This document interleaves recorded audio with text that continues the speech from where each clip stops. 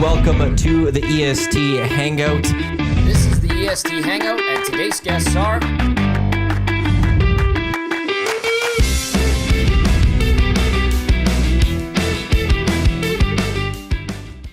I'm working it. Oh, you're working? Oh, got the game. Gotcha.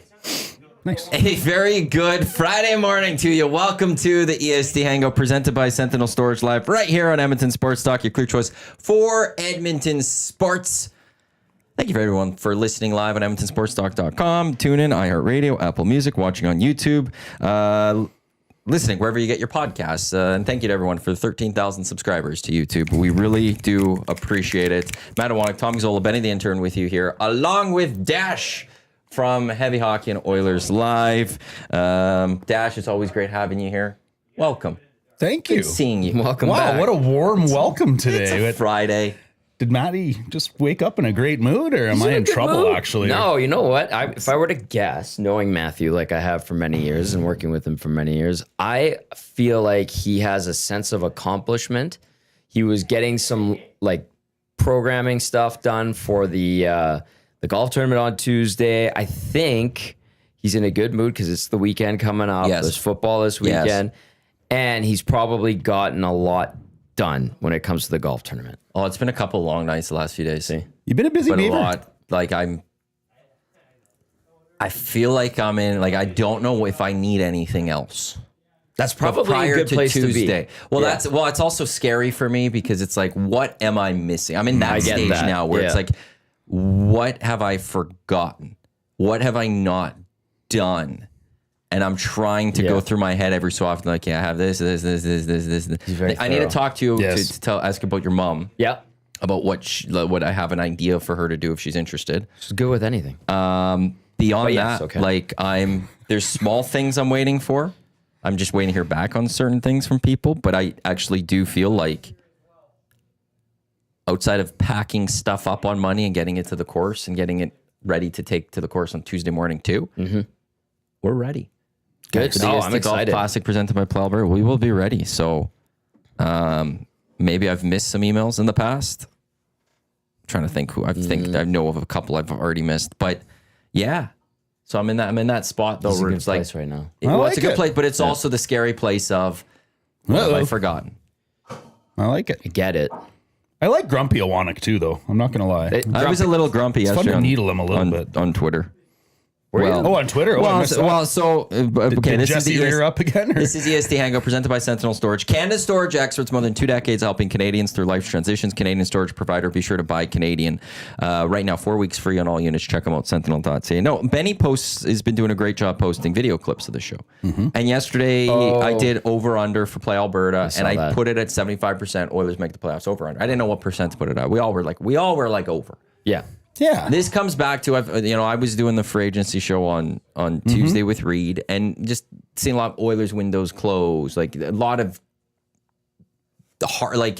doomsday with the Edmonton Oilers. And I remember asking Dusty on the show. I didn't ask you, but asked Reed throughout the next few days on the Hangout is this a playoff roster? Because to me it was and that's why I'm okay with the Oilers with what they did because they'll go at it in free agency. So. We all agree. Or at the playoff deadline. playoff team.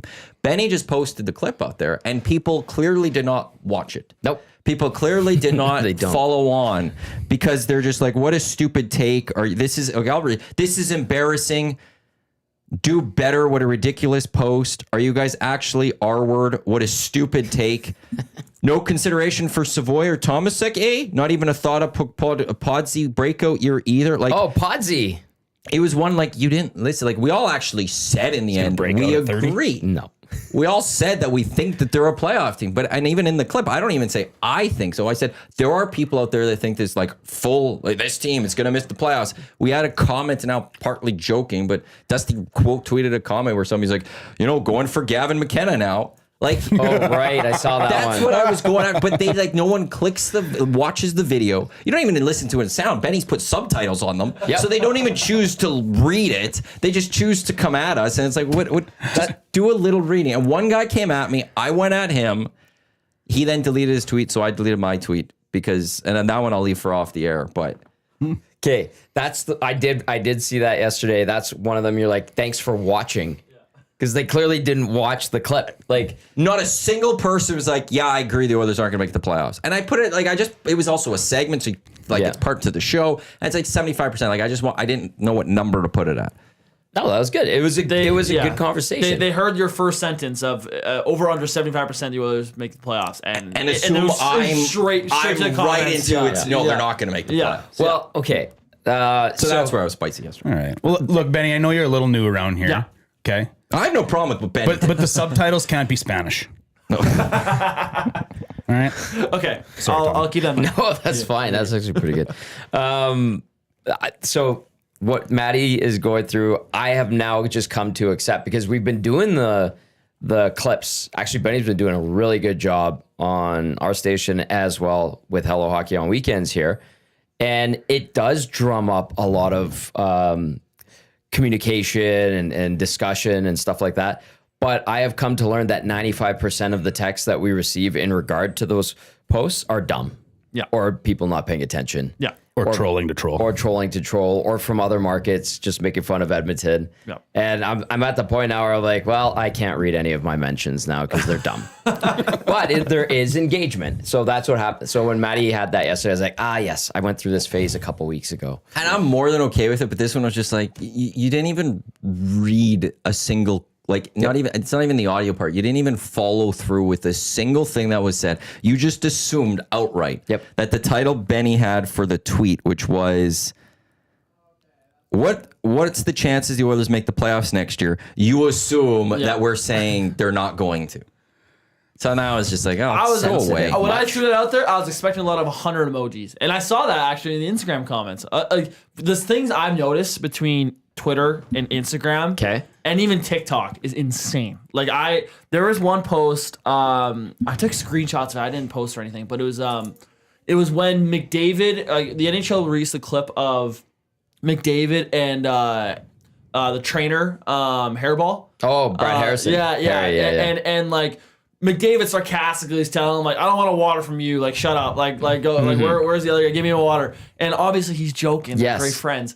And on the Instagram, like all the comments are like laughing, like whatever, like what a great relationship between the two. And on Twitter, everyone's like, McDavid's a rude loser. He's rude to his trainers. Leader. Like this is why the guy won't win a cup. Like all this stuff. It's like, there's the No, they Twitter, get along Twitter's with where Harry all the very DJs, well. I feel like live. And that's the only I don't do Insta. Yeah. I need to move, but I don't want to. I know, I'm the same. I do it, but I just I hate go Twitter, there. but I'm there, and then I get the idiots on there that not reading a single or watch like a single do subtitle. that. It's like, how do you transfer 6,000 followers, dude?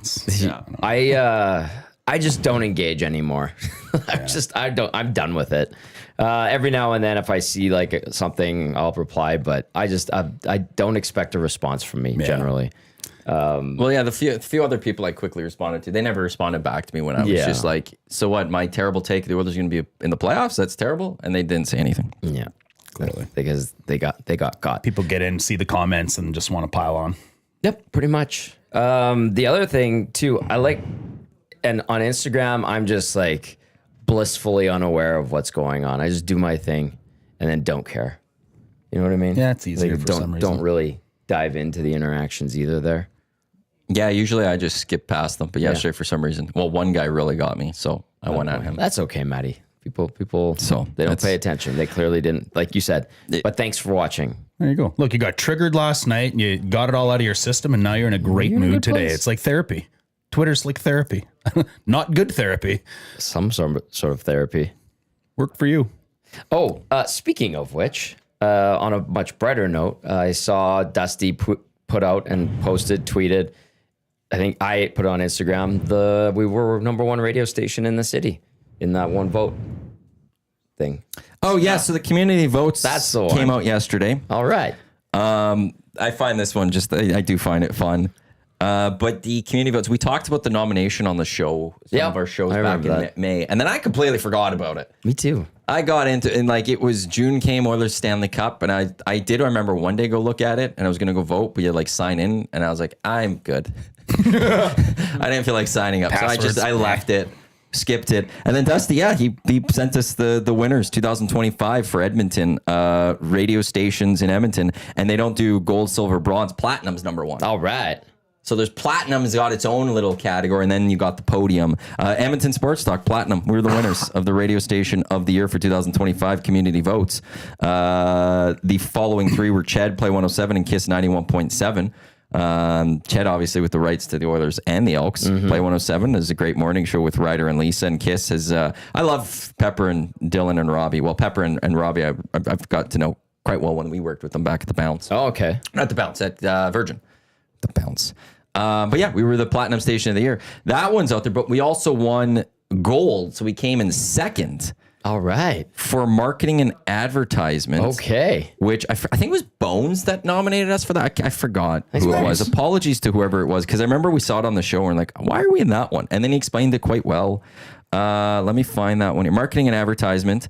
So we came in, we gold, Which is good. Platinum, who we fell short to, was Made to Learn. But we did surpass Cat Lady Crates and +2 Creative. So I was worried about our competition with Cat Lady Creates, and it's good to see we got the one up on her. That's a big one. it was a big battle for the year. Yeah, Cat Lady Creates. Grudge initiated. It was tight. She fought hard. She's coming back hard next year. That's okay. Well, we'll have to keep our eyes on damn her cats. back, because she's coming. She's coming. I want to see this Cat Lady Creates. I hope it's on Instagram. I mean, this even is looked pretty at that. impressive given you don't have a marketing budget, you don't have a marketing person. Well, so the marketing part to that was, as the nominate, is that we do well for our client or for our partners, like for our advertisers. Oh, we okay, push okay. them out well. And I was like, oh, that makes sense. Yeah, So, advertising works at EST. There's no doubt. yeah. I've had a few whistle dogs in my day. Extra relish. They haven't announced that for this summer. Oh, what do you last like couple to sum- announce? No, the last couple Oh. stuff, like we had the big return of it. Dusty and Yeah, Eric got yeah, from with the commercial 1260, and yeah. but then they brought it back a couple of summers, and I just, we haven't heard it. It was I just haven't heard. limited time only, and then But it just it was kind of like a faded thing out. with the Jays. They Yeah. promoted it and brought it back, but that was, I'm trying to remember when that would have been. The last couple of years they brought it out. I don't know if that was into July. I think it was last summer. Yeah. Yeah, interesting. Yeah. I'm just checking out Cat Lady Creates, and I want to say I'm very impressed. Cat Lady Creates won the 2023 gold of the community votes. Boom! We took you down, Cat Ladies Crates. So 2023. in 2023, she won gold. Yep. A very distinct style with Cat Lady Creates, and effective, I would say. And I'm proud to say that we beat her this year. Well, it's not easy to surpass Cat Lady Creates. A worthy competitor. This is actually pretty good. I don't mind it. We got to get the plaques. I get now. it though. It is very much what you think it is. Yeah. You could you can buy plaques with these type of things, and how they happen is generally We have to. Well, they want you to, they try to get, and then you buy these things and they make their money that way, and you could pay for the banner for your website and stuff. We ain't paying for the banner for our website. They are exactly who we thought they were. I do want to get the plaques. Yep. You know, you go to the restaurants and they have them all posted. Like, I want this one, so that in the new place, as soon as people walk in, we'll have our business license, and then we'll slowly add the plaques of random things we're yeah. gonna go win. I mean, I thought a banner raising ceremony would have been appropriate, but I like the plaque idea. That's We could do both. Oh, okay. I don't know A why flag not. outside the building. Yeah. Yeah. Could raise a banner for the heavy hockey showdown victory. Yeah, there's that. Wait a second. Well, you two can't. I can't. We can't. Yeah, that's right. We Yeah. lost. Yeah, we did. Valiant effort, though. But there's some good news today. Let's we won focus the on fundraising positive. trophy. Yeah, that's the one that matters. That's the one that matters. Can't drink out of it, but No, that's true. And you can't drink out of the Golf Classic clearest cup. It's not drinkable. Did we give one away last year? Nope. No, this is new. I got it new. It's but the last year's winners have been added. Oh, good touch. So and then they'll be able to take a picture. I'll let whoever wins, they can have it for a little bit, but it will be, I'll hold on because we'll give it. It's like the Stanley Cup. We'll give it each year. Oh, you know what we should do at the new place, like in that reception area? If Have a case, like a trophy shelf. case. Cass said that on Two Guys yesterday too. Yeah, you could, that's a good because idea. my plan is to have. So we have the golf Clearest Choice Cup. I need to get one because I just had one for the fun spiel and we gave it away. I need to create a standard one that we keep. We'll have our Estes. yeah, I was gonna say it's good Right. to have an Esty in there. Yeah. At least We one. can slowly add various things. The Tecmo trophy could sit in there. Yep. We could have a nice little trophy case. There's a room there. I think it's going to be really neat. Like, I think that would be a nice touch. And I like the idea of the plaques that you're talking about. Well done. I like it. Yeah. Nice little Saturday, as Quinn said yesterday. Quinn made you snort a couple times yesterday. And They were funny. I'm going to say, when you snort, I snort. She's always fun. That was a good hilarious. show yesterday, That was you a guys. That was really fun. Thank you. It was nice to be able to talk Love Island. Yeah, man. had It no was, you idea guys what were was going on. I need to so go watch all that over one. the map yesterday. Yeah, it was a summer show for you. Yeah. Well, it's like we're too far away from the Elks game. Yeah. Which there was things to talk about, I guess, in that one. We've done enough in the Oilers. Like, there's nothing new to talk about on the Oilers. Tommy's It's sick one of about those- talking about the Oilers. I'm not. I just the real Matt's right. Like, there's not much left to say. Yeah. It's everybody's gone for the summer. Yeah, with the Oilers, we saw last year, Ryan McLeod happened out like late on a Friday. We then waited a bit, and then Stan Bowman was hired, and then we waited a little bit, and the offer sheets happened. Then we waited a little bit, and the Emberson trade and Podkolzin trade happened. Then we waited a little bit, and well, this was over a span of 7 days, I guess, these last ones, and the sheets were offer sheets were matched, and then there was I forgot Leon's contract extension. Right. So they pop in here and there, but there was no like, well, we weren't expecting any of that. And I think the same thing, like something's going to happen, and we'll shift to talk about the Edmonton Oilers. Yep. But until then, it is what it is. This team, I think, is what it is, and there's a really good chance that that's what it's going to be as we get into September. Yep. To me, it's just when is McDavid going to sign? Fair. And then one other thing, and I'm sure people have said it already, but Knobloch's working on his coaching stuff. Right. That's So right, that'll be something we'll have to keep an eye on. So, yeah. Ian. It was Ian who nominated Ian, us. so apologies, Ian. Yeah. Apologies. He said, "I'm happy you won the marketing one. I nominated you guys do so much for the sponsors. Thanks, Ian. They're partners and right. friends. Yep. Did you say and friends? And friends. Yeah. Well, I went. Oh, no, I didn't hear. Yeah, I was just confirming. Like, Yeah. like legit. Like I got to hang out with Damon Bunting on Canada Day. We went to the Stingers game. It was awesome. Like they are like Murray. Bunting's such a beauty. Yeah. Remember Murray B from Golf Town? We did the hole in one with Golf Town. Like you're friends with these people.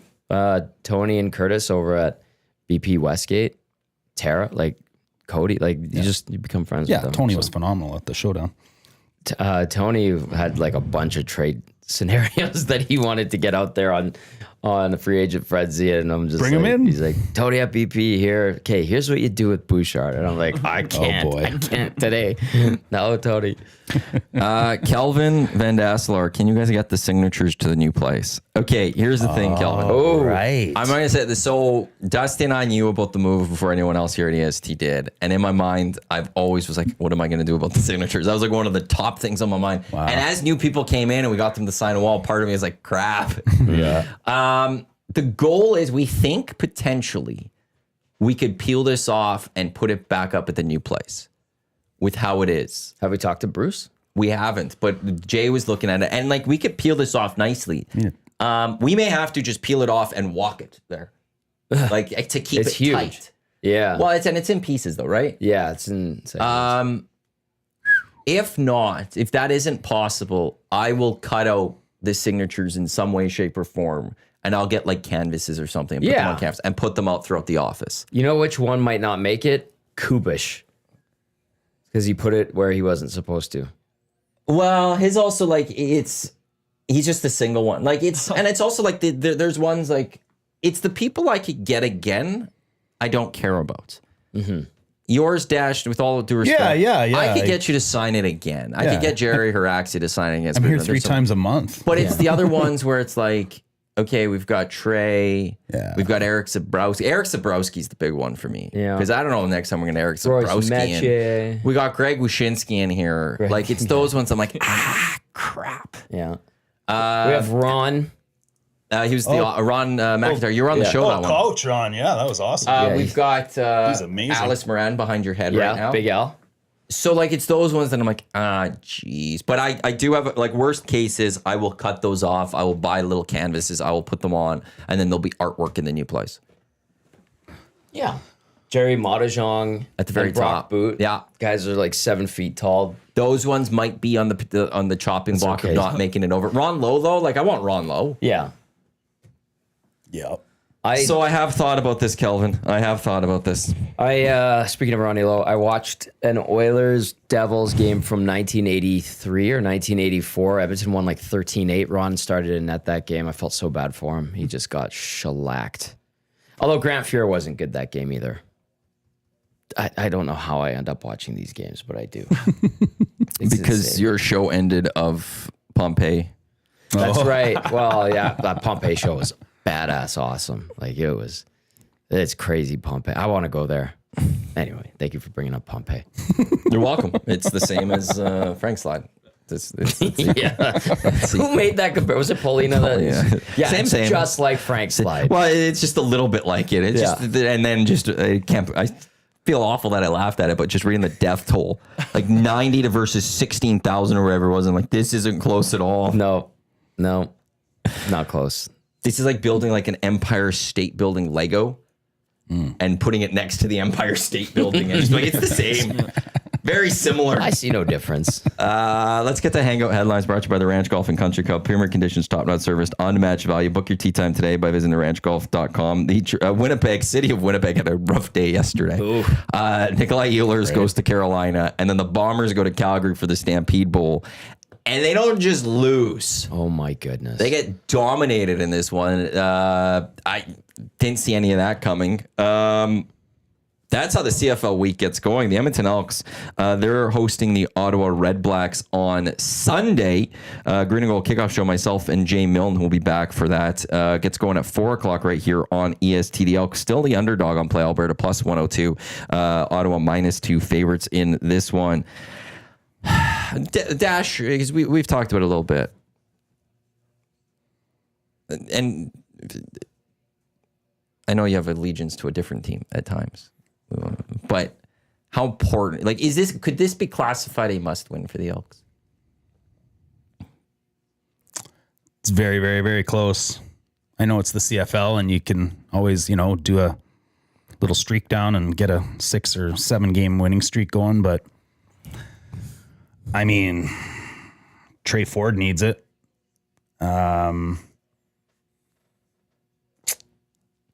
Killam needs it. He wants it. He wants it Bad. He needs that. He hasn't got the Gatorade bath. Yeah. Yeah. Very close.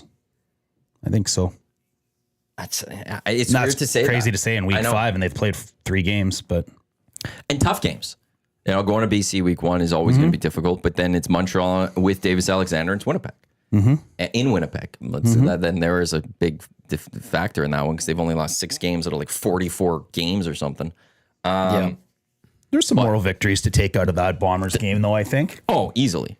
There was quite a few. And then there was the mistakes. Like Bombers were just good in that game, not trying to take anything away from them. Good in the fourth quarter. Absolutely, but if Julian Grant catches that ball in the end zone, if Justin Rankin doesn't fumble in field goal range, like what type of different ball game were we talking about in that moment? It's though like if you don't beat Ottawa, it just feels like, okay, here we go again. Snowball effect's coming. When is that first one going to come? Because then it's BC with Nathan Rourke, likely because he's back in the lineup for the Lions tomorrow as they're in Montreal. Then it's Saskatchewan in Saskatchewan. It's like, okay, well, can you see wins in that one if you can't beat Ottawa? No, initially, but use yesterday's game as an example.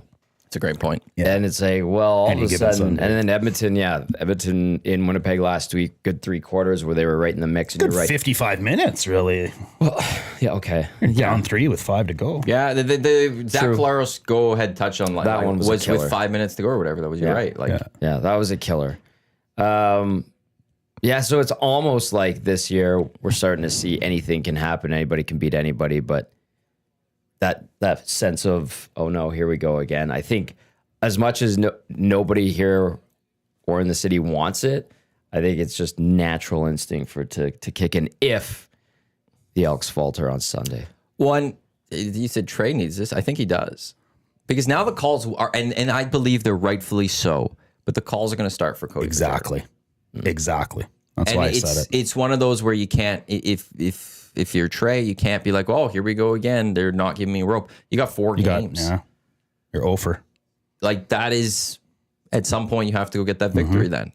And, you know, if he goes beats Ottawa, it changes things. And like the conversation can extend for another, he probably gets at least to me another month. You could lose 3 straight. Yeah. And then we could have another conversation. Yeah. But you need to go Yeah. get that win here. Yeah. And if like, I do look at Ottawa and go, okay, here's the things playing in the Elks' favor with the opponent they're going up against. Okay, Drew Brown's back in the lineup, but he hasn't played since week 1 or whatever it was. So there's going to be some rust. The Elks played last Thursday. Yep. The Red Blacks played on Sunday. So the Red Blacks have a week off. The Elks have had a mini bye. It's been a week and a half since Yes. they've played. So you get that. Then Ottawa has to Thursday to travel Sunday. here. Yeah. Like you've got a few things in your favor too here. If you can't beat Ottawa this week, who are you going to beat? Yeah. The Calgary, we'll look what they did. Can't look at those Labor Day sets right now and be like, that's an easy wins. No. Hamilton's got the win against Montreal. And that was MBT, but they got that win. You lose to Ottawa. Okay, you're not beating Montreal, we already saw. You're not beating Winnipeg, we already saw. You're not beating BC, we already saw. The only team left is Saskatchewan. You're not beating Saskatchewan. Then. You are beating, you're beating no one. It's going to be surprise wins this year, and that's it. You're the underdog at every single game the rest of the season, period. You're right, though. It'll buy him a couple of weeks if he can pull one out here. Absolutely, as it should. Like he deserves the rope. But if you're 0-4, like I don't think he's going to get pulled for BC.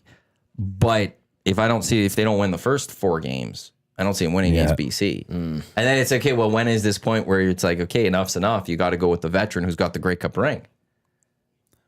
Yeah, There's that pressure. Yeah, for sure.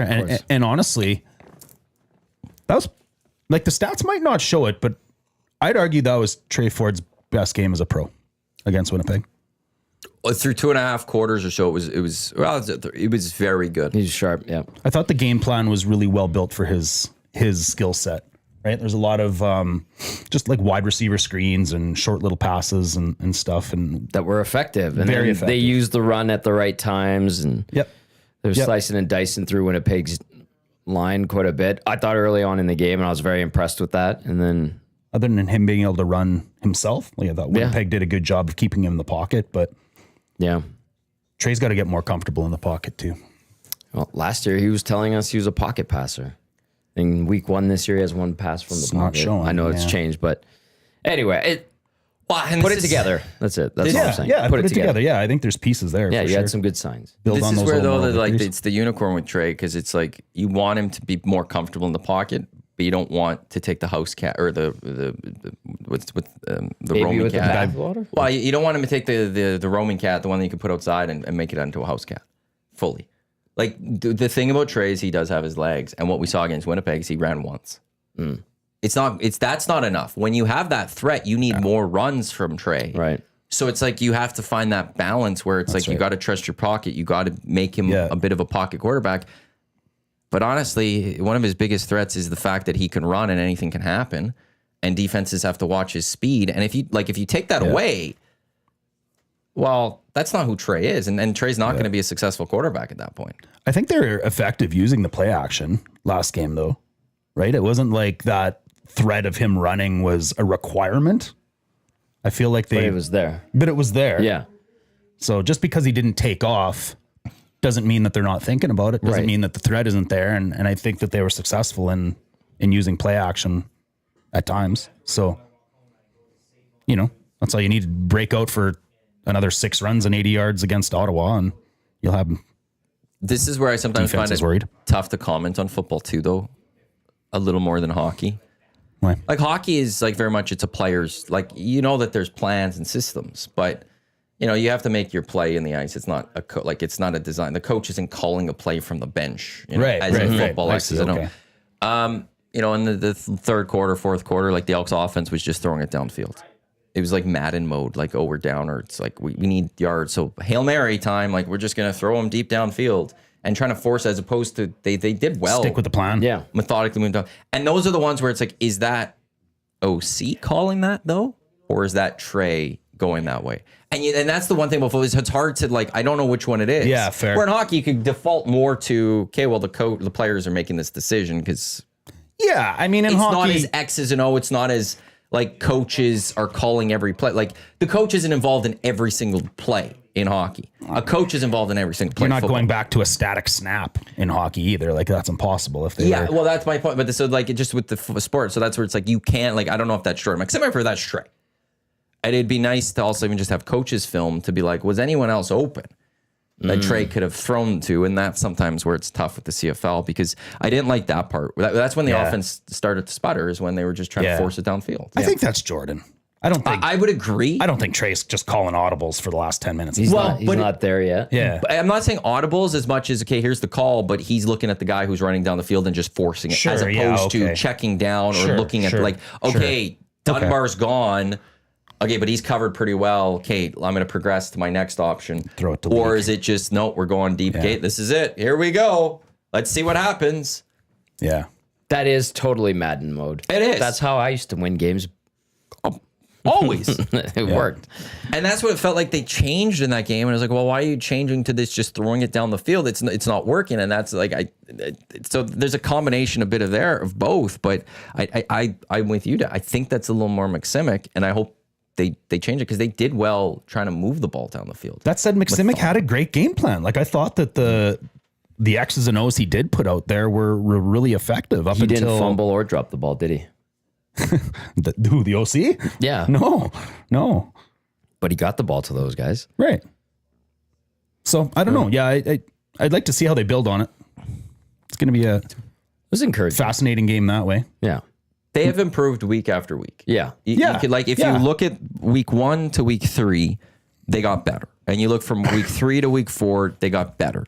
The question is, can you take the improvements from week 4 into week 5 and grow enough to get that victory?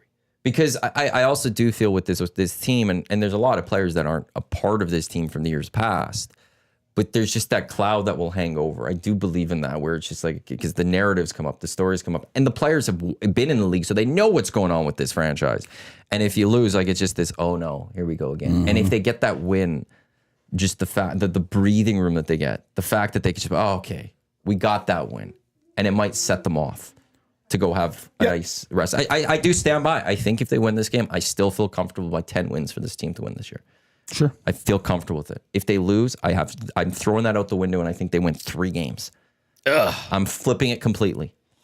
Wow. That's not And the at the case. beginning of the year, would you have thought week 5 versus the Red Blacks was going to be this Yes. turning? Yes, But he really, did. hey, Yeah, is he that did. right, eh? Yeah. Yes. I mean, you can Yeah, see he the did. schedule was tough up until now. You can see that it's tough after that. So, yeah, I suppose. He did Interesting. call it. He did call it. I mean, the defense just, there's glimpses. I think they just need to pull it together. Like that third quarter last week, the third quarter last week was amazing. that's yeah. what JC Sherrod needs to be putting up. This is what we need to do. Whatever we did here, this is how we got to find this for 4 quarters. Because then that's a good defense. Yeah. Well, they've got good players. They've got the talent. Yeah. And, well, I was talking to Hernan about that Caleros touchdown, and I was like, that was a killer. And I'm like, Anderson almost wrapped him up, just missed him. And then Nance was like, and Niles blew his coverage. He like stuttered, stepped, and didn't go. Stumbled or whatever a little With bit the there. Claris run? Yeah. On the Claris Well, run. I'm just And trying. he took the wrong line or something like that. And I'm like, oh, I didn't see that. I was just watching Anderson chasing Caleros around. I'm like, ooh, that would have been You should huge. be able to take the wrong line on Claros and still catch him. But Well, good for Caleros. and you know, good for him. And Anderson was all over that game. Like, I I think know. he led the team in tackles. Oh, and- Anderson's been a bright spot of that defense. absolutely. Morgan's usually pretty reliable. The too. one, I'm trying to remember who, I don't know if it was Jay or if it was someone else that brought up the fact that, like, that was a long drive, and maybe that was just, and the offense wasn't getting first downs. Maybe that was a point. Morgan was tired. Okay. And you saw that's an possible. exhausted Niles Morgan, and he took that wrong line. And he couldn't recover from that because they were just exhausted. Yeah. Yeah. And fair, that's yeah. where I had a problem with the, like, for the early parts of the season, the first couple of games, I didn't like the offense wasn't doing well, so the defense was tired, because in the kickoff show, I looked at the 6 opening drives to start a half. So to start the game and start the third quarter, that the Elks defense went up against in the opposing offense. Where the defense is rested. Yeah. And it was touchdown, field goal, and a punt. Oh, like wow. it was no, there's only 4. pattern Sorry. there. That's what you're saying. Touchdown, and like, no, sorry. BC went to the 1 and they got to stop. Oh, And they the big drove. stop. It was Yeah, like yeah. 70-some yards, 2 touchdowns, got to the 1, and then wow. 1 was a punt. Gotta tighten So it was that up. like right off the bat, this wasn't a rested defense type scenario. But against Winnipeg, they were getting the stops in the third quarter, but the offense wasn't getting first downs. And that's where I Kept him think on they the field. finally got to a point where they were then just tired. And That's and a real Bombers thing, just like turned it up. professional athlete or not. Yeah. I was a D-back when I played football, and when you go and chase that wide receiver for 4 or 5 straight plays, and then all of a sudden it comes to you on that 7th play, you got to dig deep. Like there's that little bit of like, oh boy. So I get it. Sometimes it's important for an offense just to go get a couple first downs. It's not about getting points. It's not about getting, field goal. It's just flip the field position a little bit, but let your defense get a couple of little breaths. Yeah. And that's all you need to do sometimes. Okay, a couple of texts in regard to this. This one says, most QBs get hurt in the open field. You want him to run Trey, but to elude the rush. Now, when he runs, he gets tunnel vision and he just runs. He needs to keep his eyes up and look to throw until he crosses the line of scrimmage. And then another text says, Well, but he does that. Yeah. He does look for the pass. Like we saw it in BC in the week 1. Whether he executed, scrambled, he did everything, and then he hit Justin Rankin in open field. that was like a 40-yard gain down to the 5, wasn't it? Yeah. Like it's actually, I disagree with that in a sense because I do feel like when he starts scrambling, he is still looking for the pass. And even there was a big scramble against Winnipeg last game, and he threw it to the sideline, and I can't remember. It was caught out of bounds in the end. I don't know if that was Dunbar or someone else, but he does look for the pass when he's scrambling. Yeah. He's good at it. That's I don't see tunnel vision from Trey when he's running. He has shown it many times. Like there's a lot of passes that he makes on that one. So I don't agree with that one at all when it comes to Trey. And there's a follow-up says, what is CFL late night news obsession with Tommy G? Is it Tommy G that runs the account? I don't know what that is. What type There's a CFL late night Twitter account? Yeah, there's they have fun with posting some fun stuff. CFL super late news? Yeah, they're a fun account. They must be posting a lot about you. No, I don't think so. I see. Do you remember when Chris Walby was part of CBC's coverage for the Stampede? Or are we misremembering? We still remember the first Stampede Bowl. Oh, yeah. Tom Gazzola or F.U. Azola and a picture of Tommy. Oh, okay. Okay. Good pick. Then what's my profile picture? Actually, that one's Dale McMillan took it. You're a badass. Dale's awesome. Thanks. If I was your ex-girlfriend, I'd get back together with you right away if I saw that picture. Don't start with that because she called me. Or did I call her yesterday? Oh, yeah. You guys were texting yesterday. Yeah, I'm aware. We get along very well still. She's a nice gal. Anyway, She's a no, nice I don't gal. have anything to do with this account. I didn't know it existed. That's kind of funny. All right, then. Is it one of our guys? I have no idea who it is. I don't know. Yeah. It's Maddie's burner. No, his would be something more. I don't have a creative. burner. I wish I did. I wish years ago I actually did. I so had a could burner continue for a on. while, but it just got too hard to manage. Yeah, and now it's like if I tried to create one, it would show up like I am a bot type thing because it would say July 2025. I don't want that. Yeah. I wish I had one. The one I wanted was like, I don't know. I won't go into that full thing. But I wish I was Kevin Durant and had a little bit of a burner. Just be Garfield. Oh, God. You and Trina's Oil can be. Well, I was Trina's Oil. You were to Trina's correct Oil the for a Bob while too. That's Stauffer. right. Yes, that's right. I And he was forgot about telling that. people that. Yeah. Just that's a great way to start a young Seriously? kid's- Yeah, Stoff was saying that first Maddie year I would- was yeah. working with Stoff, he's telling people I was Trina's Oil apparently. Well, not apparently, like I know he was telling people this. He didn't tell me this. He didn't talk to me about it. So like I'm some like 19-year-old trying to get into this industry, and he's trying to sewer me Needle you. basically. And then didn't you end up being his producer? I was his producer. That was Jerry. That was being Jerry. his Oh, my producer. God. Wonderful individual. relax. He gets all his love in times, but then he's soaring a 19-year-old's career back then. Stop. Well, I don't have to worry. I don't get calls from Stoff. But look at you now. I do. Perseverance. I've never once got a call from Stoff. Like one time he texted me I don't after get I calls stopped from working Stoff with either. him trying to get a guest, and he texted the wrong, and I'm like, wrong producer. Didn't even send like, oh, apologies. Just didn't respond. Thanks, Bob. Anyway. Leaving Maddie on read since 2011. God, that's... Well, next time if I have that, I should have not responded. Like on it, that would have been... or just respond. Booked 105, locked in, so that it messes with him completely. Like That would be so cruel. And funny. And then, okay, I didn't know you were Trina's Oil. Or so yeah, he was Garfield. telling people when I was 19. Is that why people keep asking me if I'm Speedy Turtle? Who's Probably. Speedy Turtle? I don't. It's HF boards, apparently. Yeah. Like I've had a couple weeks ago, people were like, "Are you Speedy Turtle?" I'm like, "What?" That went around a few years ago. Yeah. I don't No, know. I've never. And then I finally just said it to people. I'm like, I went on HF boards once. It was after the Young Stars Classic in 2010, my first week with the team at Oilers TV. I got thrust into live broadcasts without a script, and we were tap dancing, and we had to fill like 17-minute intermissions. It did not go well. Tom struggled, and I got shredded on there, and I made the mistake of going and reading the stuff, and I'm like, I'm never going on this site again, and I haven't. So no, I'm not Speedy Turtle. So no, you are not Trina's Oil or Garfield. No. To me, that kind of thing is silly. Benny. No, not Garfield. You heard it here first. Anyway, I should now actually like try to find that person. Like, I'll take over the account. you'd be good. It'd be good. Just do that from now on. Be as sassy as you Back want. to the Elks, though. Like, I had this game circled on the calendar ever since Hervey said that he didn't need superstars on the team. Well, that is the one thing that I will look at this from a concerning perspective is how much is Gino Lewis going to try and want to go off in this one. And if there's a player that can go off in this one and really hurt you, it is a Gino Lewis. Like Guaranteed. 120 yards and 2 touchdowns. Can I see that happening? Absolutely. Absolutely. I'd put money on 2 touchdowns, in fact. Like, I may put money on 2 touchdowns. they'll try to target him, and like he'll want to do this. And he says great things. I don't think he has anything against the city of Edmonton. No, he was a good. It's a good Elk. It's against the organization and against the general manager. And at the same time, I don't think Ed Hervey gives a damn that Gino Lewis is back in Edmonton.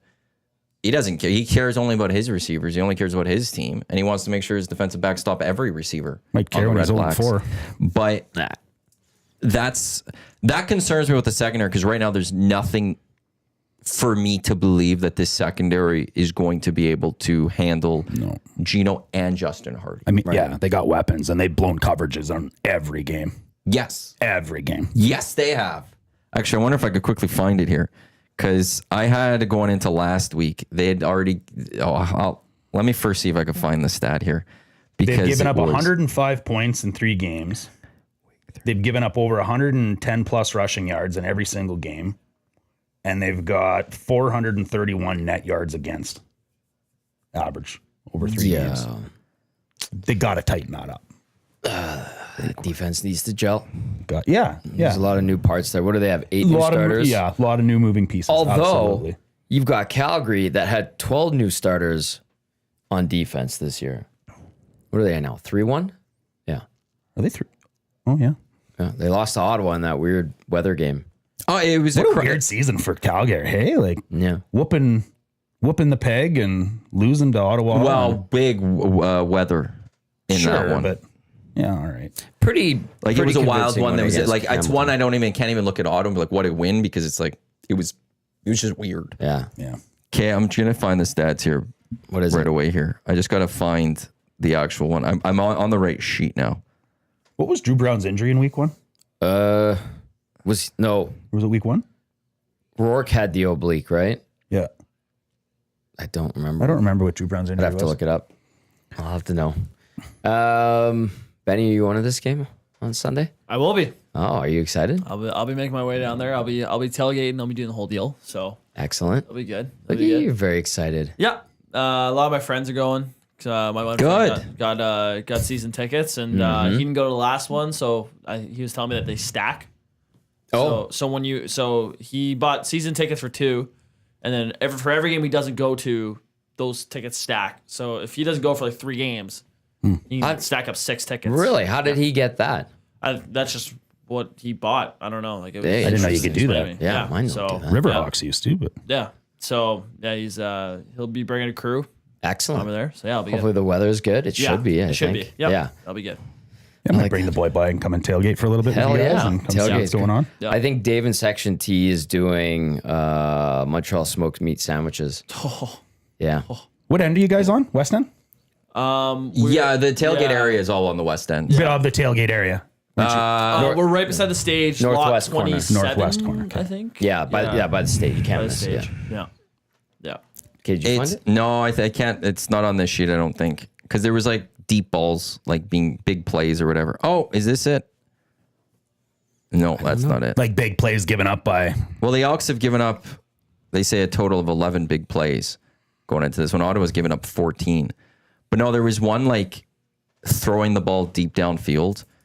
And I don't know if it's this sheet. Like the CFL does a great job with the media of passing along these great packages. Yeah.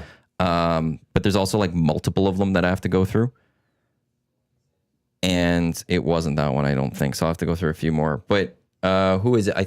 I don't know what Elks are doing. I forgot. I didn't see what they're doing for the game on Sunday. I know Turf District, I think, has Poutin. Say that again. Poutin. A little sprinkle on that one. Yeah, that had some panache. There was some panache on that one. All right. Yeah. Sprinkle of panache. Did you need the inside the numbers or do you have it? The John? No, I don't Palmer get one? that one. That's TSN only. Okay. No, there was one that had passing and it had like an efficiency. So like last week, and maybe I'll have to go look this up. Man, tune into the Green and Gold Kickoff Show on Sunday. Maybe I'll have this stat for you. There you go. By then. The Elks going into last week, so through their first 2 games, their opponents were like 5 of 6 on passes 20 plus yards for 4 touchdowns. Yeah. The efficiency of that was like 400. Like it was ridiculous. And then immediately in that first half, they give up 2 big touchdowns. In that game, they had 2 big 20 plus yard touchdowns given up. So I was trying to see what the official number is, but like the efficiency part of it was ridiculous because like it was 400. The next closest was like 152. Like the opponent's efficiency was absolutely ridiculous. And that's a thing that if you're going up against Geno Lewis, if you're going up against Justin Hardy, if you can't tighten that up, it's over. Yeah. It's over. There's nothing we could do here. Is there a weak link in that secondary? Well, they've made Rugamba was there, but they've cut him. Yeah. Bynum Jay was really looking at Bynum last game. Yeah, tough game. Bynum had a rough game there, but I think overall it's kind of all of them right now. They all could be better. Bynum was up and down though. He was in a lot of plays. He had 6 tackles or 5 tackles or something. It's like second. But they were going to him a lot, right? Yeah, I They were suppose. Yeah, attacking him? good point. Yeah, good point. It's like the Bouchard giveaway. You always have the puck. Have to find that later. If you're always going there, I guess you're going to get a lot of tackles. But yeah, you could tell that side was attacked. Jerry says the Spirit is serving lots of sluice. Of course. We'll initiate Ben with a few cups. Oh, but you had, were you not? What's right? You've had when it was here. Yep. You had some Oh, sluice. So he's in. yeah. See you Sunday. Won't see me, Jerry, because I'll be here, but you'll see everyone else on Sunday. I do have a 4-pack of tickets to the Edmonton Elks to give away Excellent. as well. It's now a 2-pack. Yeah. Since Also, somebody asked about another venture. Are we waiting on that? hopefully that's next week. Okay. Yes. I'll leave that one alone then. Are we good to bring? Do we have like hats or like anything merch wise to sell them? Because there are a lot of people asking for. Yeah, I'll have to put some. I'll have some stuff for the boys to bring down. Because that was. Yeah, a lot of we people want hats. Did we sell scarves over there? Yeah, we sold scarves. Nice. We didn't have a float though, so some Oh. people tried to walk up with $20 bills. Like, it's all right. Don't got change. Should have convinced them to buy 4. yeah. It's on me. That's bad marketing. Sell me this pen. Yeah. But yeah, no, that'll be good. 4 tickets to the You ever had to Edmonton do that Elks. in an interview? No, that's Wolf of Wall Street though, right? Yeah. 4 tickets to the Edmonton Elks versus Ottawa on Sunday. Text us 780-218-9999 if you wish to go into the game and go into a draw to win these tickets. I'm just trying to think how to word this.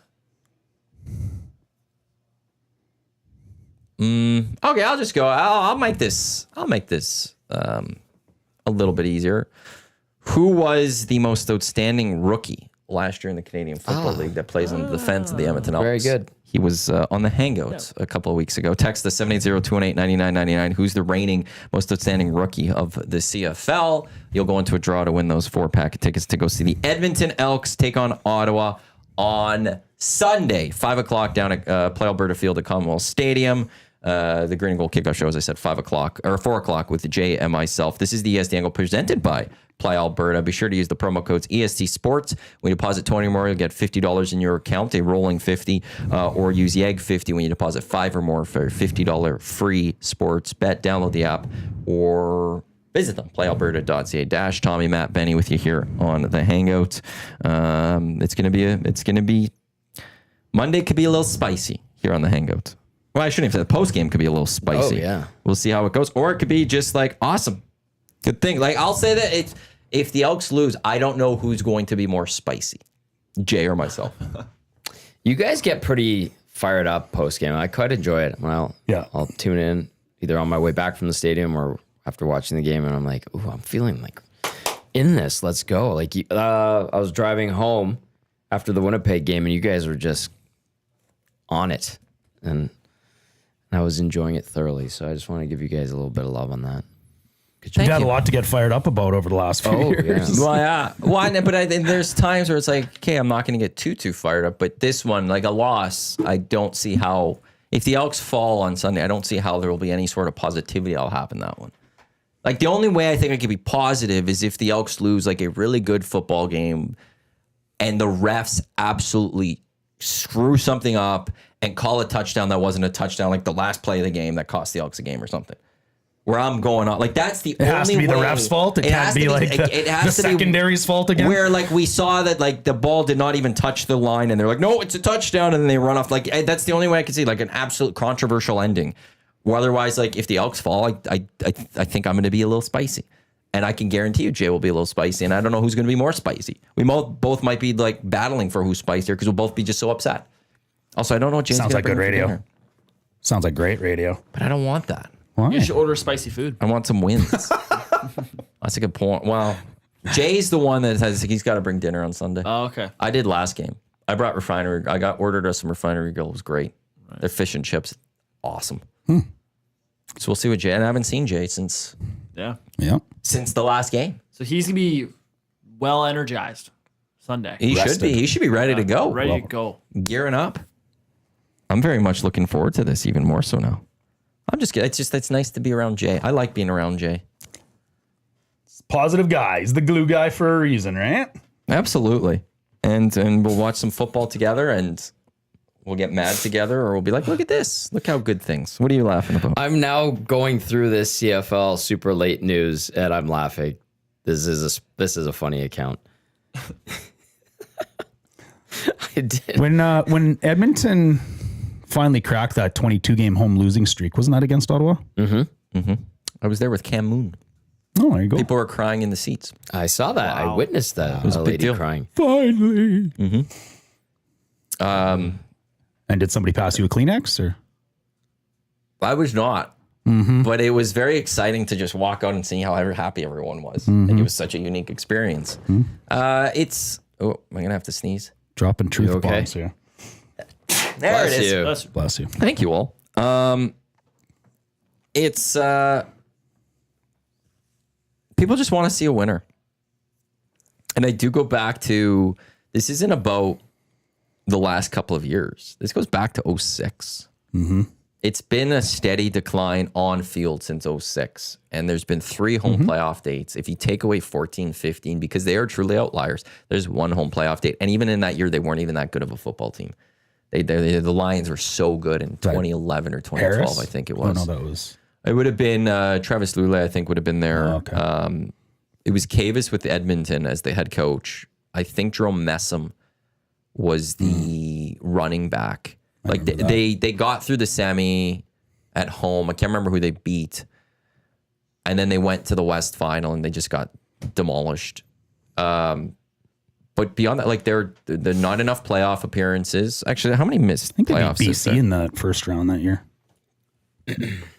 Trying to remember. I want to see how many missed playoffs they've had since 06. Because they Reed missed in went through 06 the and 07. statistics in June and July yesterday. I don't know if you guys caught that, but Did he? Okay, no, I didn't catch that. so 25 games over the last 3 years in June and July, and we've won 2 of them. Oh, geez, that is painful. 06, 07, they missed the playoffs. They trade Ricky in 11. They've missed the playoffs Was it 9 11 they traded Rick? Or, yeah, 12. and it was going into December, the 12th yeah. season. Oh, okay. They missed the playoffs that year. They're terrible. They've missed the playoffs 9 of the last 18 seasons. Yeah. Taking away 2020. 9 of last 18. Half of the last 18 years, they have missed the playoffs in a 19 league. Well, and 18 league in there too. Yeah. Correct. Because, yeah, the Renegades went away, and then the Red Blacks came in, 2014? They missed the first year of Jones. No, Jones's first year was 2014. and they had a great year as 12-6. They missed the first year of Michael Riley. That's okay. And he was it Kavis? Yeah. And then before that was Richie Hall. Yes. Yep. Yes. Briefly. But they had. So they got in with Chris Jones came in, and it was Okay. a stunning year because they didn't just excel. They went 12-6 that year. And had Michael Riley not got hurt late in that season, like the final game, an ankle, Yeah. I do believe they would have went to that Grey Cup. I do believe they would have went to Calgary and knocked off Calgary and gone to the Grey Cup. The next year they improved. They went to 14-4. Yeah. They were really good. They were that year. dominant in the second half of the season, and they won that Grey Cup. Take those 2 years out of this. Yeah. And there's like the only other home playoff date was, I think, 2011 when they hosted. Yeah, they hosted Stampeders, won 33-19, and then they lost the West Final 40-23. But beyond that, like it's in the West, fourth, third, fourth, second, fourth, second, first, fourth, third, fifth, fourth, fifth, fourth. Wow. Like how many even West playoff appearances in there do I have? But they crossed over a couple times. Yeah, too. that's the thing. So 2017 was a third. 15-14 obviously was in the West. Yeah. 11 was in the West. So in 18 seasons, 4 times they've made the playoffs in the West. That's why people aren't showing up. That's why people haven't come to games. I don't care about anything else. Like pricing did not help. Name change did not help for some. There are other factors that do play into this. Yeah. But if there was a pie chart and I had to put a main reason as to why the fans have stopped coming to Commonwealth to watch this team, the biggest chunk will be they're not winning. This team needs to go and win again on a consistent basis for 3-4 years. Said every professional sports franchise ever. Absolutely. Absolutely. Like the Oilers had the decade of darkness. In that time, though, they had a new rink coming, which was their carrot of, hey, if you lose your season tickets and there's a registry, you're going to miss out on the new barn. That's true. And they had some number 1 overall picks that were there. If that extended to 20 years, like let's say the Oilers moved into this barn and they weren't making the playoffs, and then eventually Connor would leave and Leon would leave, but you wouldn't be seeing sold out Rogers Place anymore. This is 20 years almost of this with this franchise. That's a good point. And if you want a hockey equivalent, look at the Buffalo Sabres. They're starting to creep towards 20 years. That's a good hockey market with knowledgeable fans. Yeah. And they've stopped showing up, and they have no faith in ownership and management. Ownership, especially. It Yeah. doesn't really look like it's changing. And it doesn't look like it's changing. So good point, and that's good correlation. That's the numbers you have to look at, and it's this team needs to just get to a point where they're winning a few football games for a couple of seasons, and then I do think we're not going to be talking about what's going on with the crowds. We're going to be talking about 30,000 or back at Commonwealth on a regular basis. I would love that. Because they're winning again, and it's been again almost 20 years of this. Yeah. It has been 20 years of this. Benny's entire life basically is just he doesn't know the glory No. of this franchise. No. My grandpa was like the biggest CFL fan. Still watches every game. And that was passed on to my dad.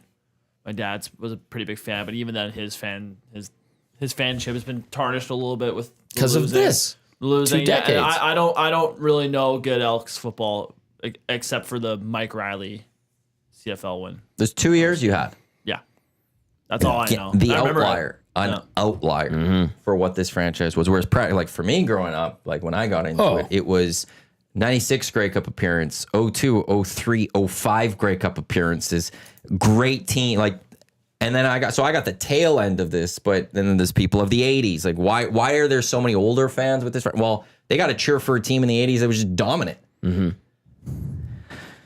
But they went 78 to 82, the 5 in a row. Was that it? Yeah, I think you're right. And then 87, they won. They went to the final in 90 or 91. Then they won in 93. Then they went back in 96. Like Got you screwed. said. Yeah, the fumble. It was a fumble, wasn't it? Yep. Yeah. I think it was something like that. Doug Flutie fumbled But on they a third called it down or down, something, yeah. but they gave him 4 and he got the first down on it Yeah. or something, and the Elks got screwed in that game. They did. I remember having Chris Morris on here last year, and he, you guys get screwed? And I was like, yeah. Yeah, they did. Well, they had like a top 50 CFL crazy moments or Grey Cup crazy moments on TSN last week. I was watching it, and that one was up. I'm like, oh, I don't remember that play. But they had the crazy Eddie Brown catch. They had Gizmo with was it punt return touchdown or was it kick return? But anyway, he returned a touchdown. And then there were some huge plays that the Argos got in that game. Well, Doug Flutie. And then, but yeah, they showed that fumble. I'm like, how did they miss that? That was a pretty obvious fumble. And I get to work personal security for Doug Flutie I met him in week 1. He was very nice. He's a little guy. He's a very small guy. Yeah, like I'm like, oh my God. I wouldn't say he was very friendly or nice. That said, my job was to keep people away from him pre-game before the Grey Cup. So I'm at 20 years old, I was like, oh, could at least say hi. Yeah. But now at the age I am, it's a professional athlete preparing for one of the biggest games of his life. Yeah. Doesn't need to talk to little Dash, the security guard. That makes sense. That was the Grey Cup in Saskatchewan. There's like 95 kilometer an hour winds. And I was brand new with that security company. And I had to sit at the top of the stands in 90-some kilometer an hour wind. It was was that the one here? In Regina. Oh, in Regina. Yeah, I was in Saskatchewan at the time. What Grey Cup would that have been? Early 2000s? Well, he was in the NFL in early 2000s. Well, No, late 90s. Late 90s. Well, no, Saskatchewan had the Grey Cup in 03. Yeah. Would that have been it though? That's when the Elks won. Yep. No, before then. Late 90s. Then. I don't Because think his they last hosted. year in the CFL was 97, where they won against Saskatchewan here. Yes, there was that. That's the one connection they have here, but I don't know if Saskatchewan hosted it. They had 95. Yeah. What was it, 95 Must they have had? been 95 then. Yeah, they had 95, I'm pretty sure. Mosaic Stadium had 22, but I want old Mosaic Stadium. Where are they? Where's Regina? Taylor Field had 95, 03, 17. Yeah.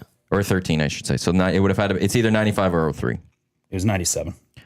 Oh, So then that that's was here the in one Edmonton. Yeah. No, that's here in Edmonton. No, what the heck then? 95 had the Stallions beating the Calgary Stampeders. 94 was in BC. Louis Pasaglia against the Stallions. That was a big one because it was Canada versus USA. Portions of this hour of the EST Hangout, they're brought to you by the High Product Marketing, official merch partner of Edmonton Sports Talk. Promotional products that bring the buzz. Check them out, thehighproductmarketing.com. This is the EST Hangout live on Edmonton Sports Talk, your clear choice for Edmonton Sports. Thank you to everyone for listening live on EdmontonSportsTalk.com. Tune in iHeartRadio, Apple Music, watch it on YouTube, or listening on podcast wherever you get your podcast. Be sure to click the thumbs up and subscribe button on YouTube. That'd be wonderful. And download all of our podcasts across all the podcast platforms. It would be greatly appreciated. Do need to get to over under 4 Play Alberta. Experience all the excitement of the casino in the palm of your hands. Download the app today. Deposit, also for sports, deposit 20 or more, use EST Sports. They'll get $50 rolling into your account, or use YEG50 when you deposit 5 or more for a $50 free bet. As we're just about to wrap up with CFL chat here. Dash remembers. It was the 95 in Regina with the Baltimore Stallions one. And Flutie was playing for Calgary. There we go. That makes sense. And as cold as you know what? Yes. Like the 90 kilometer an hour winds. It was nuts. BC in Montreal tomorrow. They are the underdog. BC is. Edmonton home to Ottawa on Sunday. Edmonton the underdog. Over under 1.5 West wins in those 2 games. Over. I think Edmonton wins. And BC wins? And BC wins. I'll take the over. It's MBT versus Nathan Rourke, and I don't know why BC's still the underdog in that one. I'll tell you what, MBT looked like MBT in that last game last week. And I was like, oh, they missed Davis Alexander. Hamilton found a way to 1.5. light up that Montreal one. So it's Gotcha. basically, is one of those West teams going to lose, or both going to lose? Because I see right now both BC I'll and take Edmonton. the under. Who falls? Edmonton. Ouch. I I know. I'm sorry. Well, somebody just I wants try to to watch be the city realistic burn. sometimes. Just Good thing I invited you on the show. It's fair. I and my understand. 21st appearance was my last. Nice to see you guys. Your velour robe is on its way. They're 0-3. Yeah. Drew Brown's back. It makes sense why. Like I do largely Drew Brown's do agree. back. better weapons. I do see why Ottawa to a degree is favorites in this one. The Elks got to go prove that they're not to be. That's what it's about for me. To be just an afterthought. The Elks have to prove it. I think they have to do it at some point, right? I think it was if Drew Brown was out, I think it would be easy. That makes them ripe for the pickings. But I think with him back, rusty or not, and you laid out some of the advantages at the beginning of the show that the Elks might have, the travel and everything else. It's the two worst defenses in the league going head to head. Something's got to give. Benny? Over or under 1.5. Sweet. Yeah. I'm going with over too. Over. All right. Yeah. Do I even have that parlayed? I might even have that parlayed on Play Alberta. Drew Brown hip injury in week 1. Is that what it was? Hip? Yeah. I couldn't remember. Yeah. Hip. Yeah, because that was Saskatchewan. Can't remember who they were Yeah, it playing was. And that was a good game. That was a pretty good game. That was to open up the season. I think this will be a good game on Sunday. Should be lots of Where are my offense. bets? Should be back and forth. I've got it parlayed. Geno Lewis. Revenge game, yeah. Yeah. I've See what the parlayed forecast- beat Elks and BC. You going to parlay it? I've already done it. Okay, I did it yesterday. I also have a bets on just the B Lions and the Elks separately on their money line. It says it might rain on Sunday. I know. I'm looking at that right now. I'm like, that's some boo, Let me take a look at this weather app or weather thing that Josh gave me, Clausen. Clausen has his own app. Well, no, he says there's this used website, to. Spot WX. He actually did. Come on, right? yeah. CTV had his own app, so he'd update it and stuff. But Spot WX is you could look at models. And he says this is the site he uses and stuff. Okay. So this one forecast I'm seeing for rain, I see the rain ending by 4 o'clock. Perfect. Good. So the majority of the rain is like early afternoon, like 11 o'clock, 12 o'clock. By the time kickoff rolls around at 5, it'll be about 17 degrees. It says feels like 20 at the time. Perfect. With that humidity. Perfect. It's going to actually, it's going to stay that way. And by the time the game's over, it's still going to be 16. So it's like a consistent 16 and cloudy, Very I comfortable. believe, but not much rain. The wind, there'll be a wind gusting of about, it could gust upwards of 40. That's what I'm seeing. But you know what? Let's text Josh. Let's text Josh. In the meantime, text comes in with a photo of the 2003 Grey Cup that was in Regina, Edmonton winning that one. And I recall my dad, him and his buddies tend to go to the Grey Cup. They like to travel around. Yeah. They went to that one, and my dad said the party was unbelievable all week in Regina. He ended up partying with, remember Greg Zahn? Yeah. Jamie Campbell? I guess those guys would go to Blue every Jays Grey catcher. Cup. Yeah. That was 12 or that was the later Grey Cup in Regina that Zahn was there. They would go every year too. Right, but Zahn was playing at the time. Oh. But he would have been done by then. I know, but he wouldn't have been like the Grey Cup came with Jamie once they started working on the panel together. So they went to like My dad the went to 12 that one or something. Okay, Yeah. but apparently those They guys went for a few years after that. So I thought for sure it was that 03 one, but and then he's like they had like guys would have their hotel suites or rooms and just like cases of empty beers stacked like.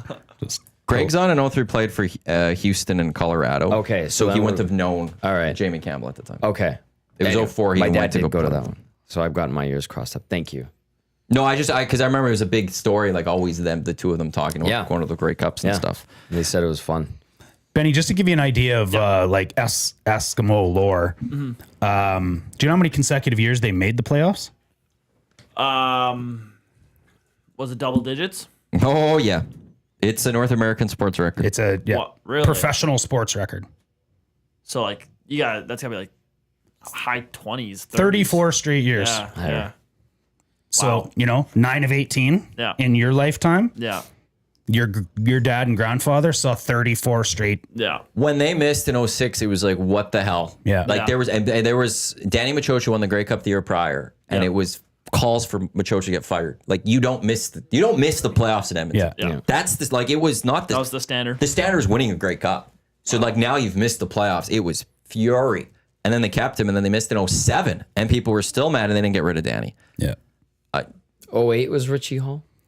No, I think Danny still was in 08 because they had they went crossed over though, and then I think he gave up head coaching after that season, and then he hired Richie. Okay. Then I after think Richie that's how it was went. Kavis. Yes. And then after Kavis was Chris Jones. Chris Jones. After Jones was Jason. And then Scott Milanovic, Jamie Elizondo. Yeah, Danny 05, Chris Jones 06, again. 07, 08. Yeah. So Danny left after 08, took just the GM role. Yeah. And then I can't remember what year, might have been 09. He got fired as the Yeah. Machocha 05 to 08, Hall 9-10, Kavis Reed 11 to 13, Jones 14-15, Jason Moss 16-19. Yeah, Milanovic. I remember watching the West Final from Edmonton. Like, we were in Washington, and I watched, a whole bunch of us we put it on the TV in my room. And there was like 10 of us ordered pizza, just media and staff, and we watched the game. It was good. Yeah. Josh Clausen, chief meteorologist, CTV. I think the rain should be out of here by the game. It's mostly a Saturday night, Sunday morning thing. Can't rule out a few afternoon showers in the area, but it's a pretty low risk. Nice. I'm disappointed that didn't rhyme. Tell him I said that. I'll throw that his way. And he goes, of course, anytime. Oh, I didn't need to read that for you guys. I don't know why I read that part of it. I still want to see, so right now for the EST Golf Classic, presented by Play Alberta, the temp just as the week has gone on, it keeps getting rising. better. So as of now, I've got, as the morning boys hit the air, it'll be 18 degrees at 6 a.m. 9 a.m., so an hour into our tee time, it'll be 20. Perfect. By the time 12 rolls around, it'll be 25. Feels like 30. Perfect. And then it's going to be the peak temperature that day is going to come in about 6 o'clock. It'll be 29 degrees, feeling like 34. I'm here for that. So that's the forecast right now for the EST Golf Classic presented by Play Alberta. And a huge shout out to GS Construction, Jeff Clausen just said 29 Tuesday. It's going to be last year, it's colder than last year. Last year was like that's good. 31, It was a 32. cooker So we've last actually year. got a little cooler of a year show. was- But the official dinner partner of the Golf Classic, well, we're very thankful for GS Construction and Turan for jumping on board as our dinner sponsor, platinum sponsor, GS Construction. Hiring now, become a great part of their great team today by visiting gsconstruction.ca or their page on indeed.ca. For the past 50 years, the foundation of GS Construction has been built on efficiency, quality, and safety. Take your career to the next level. Join the team at GS Construction. You'll be golfing with Turan. I am? Yeah. Sweet. I love You've Turan. been He's assigned to his group. awesome. He's a great guy. I love Sandy. He's that's going to be a lot of fun. A lot of fun. I think Pegs is coming in on Sunday. Belzy's going to have to take responsibility there because I'll be working. But yeah, he'll be around Monday. We should bring him in studio on Monday, maybe for the hangout. I don't have anyone yet. If he wants to come in on Monday, bring him in. Yeah. I'll be back too. There you go. Well, there you go. You can just go Actually, hard. I can't do Monday. Yeah, because if he's in town, I don't know what else he'd be Yeah, doing. he says he's coming in Sunday. So Nice. Yeah, reach out to him for that. okay, That'd be great. Can do. That'd be a fun hangout with Well, him. he's staying at my place, so Oh yeah, so easily. Hey, I'm going to work. Let's go. pretty much. Yeah. He's got an Uber. Yes, he does. He's got everything he needs. he makes Edmonton his home away from home very, very easily and comfortably. Although he still doesn't. Not fit for air. He got lost. He got lost last year after the tournament, and I'm like, you come here like 5 times a year. Anyway, Dave in Section T says pastrami going in the smoker, backed by popular demand. Reuben Day Sunday, pastrami, sauerkraut, Swiss cheese on rye, not traditionally grilled, but the warm sandwiches were popular last year. Also, tackle hunger day on Sunday. Thank you, Dave. Excellent point. If you are going to that game, be sure to bring a non-perishable food item or cash for a donation. It's always a big game. For years, Edmonton was the standard of that one as well. Yep. I think we've dipped a little bit. Other teams have gotten more, so we could surpass that again. We can get back there. Yes, I hope the crowd's good. Heather, who I worked with the last game I did here, pointed this out to me. I had my little earbuds in. People will chirp and say stuff. I like it. It's actually kind of funny, but I don't hear it all. Sure. And I don't. No, yeah, no, I mean that. Yeah, no, sure, of course. Yeah. Anyway, she taps me and she goes, "You're getting more claps and cheering than the cheerleaders are right now." I was like, "What?" And it was a group of 8 people, and I was just like, "Oh, thank you. You guys are the best." And poor cheer team was right there. They're way better and far more entertaining. But So it was Paulie and his buddies. no, my brother would not clap or cheer for me. He would boo. Let's just get that on the record. MV Paulie. I saw Grumpy Cat texting Paulie's better earlier. So Grumpy Cat, screw you. MV I'll Paulie. second that. And thank you, Dash. Justice for Tommy. Anyway, yeah. I hope there's way more fans there on Sunday. Maybe you get treated to a win. The weather, because Clausen says, should be good. And the fact Dave brought up Tackle Hunger Day. You're right. Edmonton used to kind of like crush it and be at the top of the Tackle Hunger leaderboard at the end of every season. So hopefully we get a little bit of that, a little dip to the past. Yep. I like it. And cheer for the damn cheerleaders, not me. Big Uke. Paulie's better. Fight. It might have been him in part of that Oh, group. there you go. Hashtag actually, MV yeah. Paulie. Yeah. Just- you got to remember Get that. out of There's Just gotta going to remember be that somebody to start a chant. Ball hockey It's legend. likely Uke. Although, Maddie, who started the first chant at the first Nasty Bash? You did. That's right. That's right. Nasty Bash is awesome. Video proof. I can't wait. I was so upset I had to miss it last year. Next week, golf tournament on Tuesday. I'm taking a few days off from EST events. And then I'll start working on Nasty Bash, which isn't much. So if you're a Nasty Club member, stay tuned to your emails. Most of the work's Fergie's. Yeah. Well, invitations and just making sure the invites Yeah. go out and planning that part. It's not as bad, but that's on the back burner. And actually, it's going to be ST's time soon here too. Golden tickets again, or just if you're a club member? Details to come after the golf tournament. The official drink of the EST Hangout. It is the Finnish long drink, legend of 1952 drink, unlike any other sparkling refreshment, real liquor. Longdrink.com/Can is where you can enter your postal code and find a liquor store and establishment nearest you with the long drink. I'm gonna have to get one in on me on Tuesday because it just screams hot day. Have a drink. So you hit him right in the eye. Oh, We're gonna have to do WCB right away here. Paper cut right in my eye. I can't see Right now. between the eyes. Yeah. Sorry, baby. Nicely There done, you go. Dash. Nicely done. I missed I was the card aiming for throws. Tiger. It's an awful aim. You're right. I'll tell you that right now. You are right.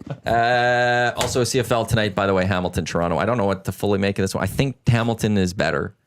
It's Nick Arbuckle, but with the CFL, like last night changes everything. Tommy brought it up even with the, like, I don't, who saw Calgary dominating Winnipeg? No, not like Nobody. that. So it's just like, now it's like, I don't even know what to think anymore. Especially like the Bombers.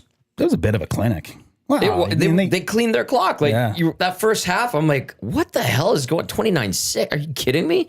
But like mistake after mistake, VA big plays, VA through the air, his receivers making plays. Like it was just like, and then Caleros, it looked like he had nothing, especially in the first half. I know in garbage time they kind of they marched a couple of times. They got the one touchdown or whatever. But like, I'm like, what is going on right now? For Claros, that's a tale of two secondaries. Yeah. What he came up against in the fourth quarter versus the Elks was walk into Calgary and like couldn't find a seam anywhere. They looked so out of sorts on offense yesterday. Winnipeg, I was just like, this is messed up, and everything Calgary touched turned to gold. Like it was perfect. It was a great inaugural Stampede Bowl win. Yep. Good crowd there yesterday too, by the way. And There always is. as much as I like to jest at like Calgary being wannabe fake Cowboys, Right. Well, they are. I kind of appreciate the theme, and I thought it was kind of neat. So I thought that was a good night for Calgary. like facts. They are pretend Cowboys. Yeah, no. They usually get a good crowd on the Stampede Bowl. Well, this is Well, the this was the Stampede first Bowl. one. This is the first time they've actually planned Right, to that's do it true. around Yeah, Stampede. right, A lot of right, people right, are coming in. I think this is now something that they'll have to keep. Statue I'm good or with it. trophy looks cool. It was done by the Four Nations people. Yeah. Apparently, the same trophy I for didn't Four see- oh, Nations. really? That's what Very I was nice. saying. I'll show you, yeah. I like. There's a thing. College football has the big bowl games. Now they've been on. Some of those bowls. They've been around for like 100 years. But like you have Minnesota takes on Wisconsin. I don't know if that's the Paul Bunyan Bowl. But there's all sorts of different. There's the Apple Cup between Washington and Washington State. There's those rivalry games that they've created little bowls, and those are fun games when they happen. And the Iron Bowl between Auburn and Alabama, and there's little trophies for it. I'm okay if this is the start of something. Like if Calgary's hosting a game during Stampede, and that's a plan, and you can have the Stampede Bowl. I think it's just a fun little way to try to re-energize the Calgary market because they have slipped. Yeah. And Yes. yesterday 22,485. At that game for That's attendance, better. which is better than what they've had for the last couple of years. So, Still smells like cabbage. Yeah, there's a hint of cabbage in there for sure. I just want to get this trophy. It's like built out of Lego. It's cool. Like it's supposed to be like a horse's head kind of thing. Like the outline. Looks like Blasty. A little bit like Blasty, but it is a trophy. I think it is a neat looking Cool. trophy. Yeah, it's funky. Yeah. And they have a logo too. Stampede Bowl. Oh, now I see the trophy thing. Yeah. Oh, that's cool. Yeah. Yeah. If I was from Calgary, I'd probably like that. I didn't see that part before with the logo. And Yeah. it does look good. Yeah. So I'm happy. Like it was neat. nice for the CFL. Keep doing those type of things. Yeah. Yep. Well, Banjo Bowl has become such a. Oh, yeah. They have a trophy for that. It's a big thing. Like, I think it's cool. I like it. What was that kicker's name that hit that all off from Winnipeg? The banjo playing whatever. Troy Westwood. Yeah, Thanks, Troy yeah. Westwood. And Rider fans hate it. Oh, yeah. They're not fans of that. Absolutely. Well, they're being called Hicks. Yeah. Yes. And it's like, well, that's why are you being calling us like that's not calling us Hicks and things like that. And Yeah. So I do get Did it from he? that perspective. Wasn't it a banjo picking? Yeah. Yeah. Yeah, it was not a very nice thing. to do. Not at all. No. Yeah. And yet it's like I know from a Saskatchewan perspective, they like seeing how TSN fully goes in on him. Like this is like you're just mocking us in a large way, and like, what are we doing here? So I do get it from that perspective, but also in sports, if you're Winnipeg, I would keep playing into that and keep pushing that button because you're getting to under the rival skin to a degree, and that's what you do. You don't play nice. You know that they're not going to like that. Like TSN now as a national broadcaster, maybe it's a little different, but from a franchise and a fan base perspective, you absolutely keep pushing that one of the Banjo Bowl. You keep pushing that button and get them going. It's the way I would look at that. The EST Hangout is presented by Sentinel Storage, Canada storage experts, more than 2 decades helping Canadians through life transition. Canadian storage provider. Be sure to buy Canadian. 4 weeks free. As I said, Sentinel.ca. For that, we got Dash, we got Tommy, Matt, and Benny with you here on the Hangout. Hey, a Jurassic World Lego exhibition is coming to Edmonton. Oh, no way. Yeah, I just saw this. Dad of a 5-year-old. Not the best rankings, I think, to start for Jurassic World, the new one. Because it came out over the Rebirth. weekend, didn't it? Well, over just a couple days ago, it came out or something. I want to see It it. had like a $30-some million opening so far, and they're projecting like throughout the whole opening weekend be like $300 million or something, like a pretty big opening. I am intrigued by it. I do think they like the last three really, the Fallen Kingdom and all that, Jurassic World. It really did skew. I didn't like the locust thing in the last one. The last one I didn't like.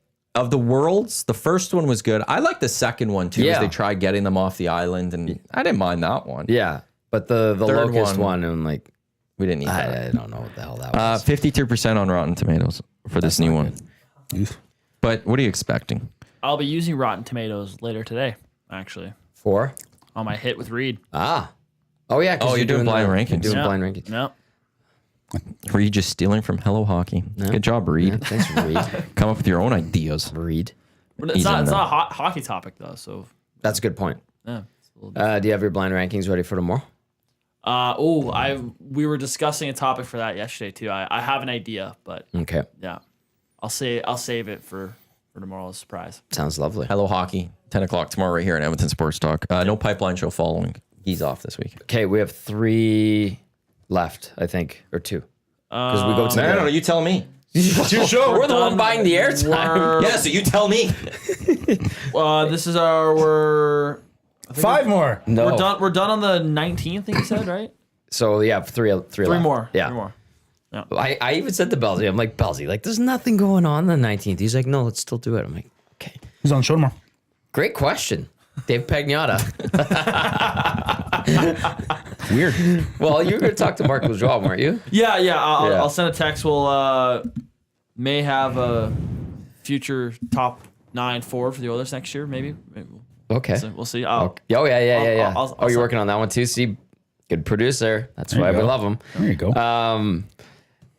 Well, Belzy's been working on it too. But like, you get into this time of year, and that's kind of part of why I'm like, Belzy, why the 19th, man?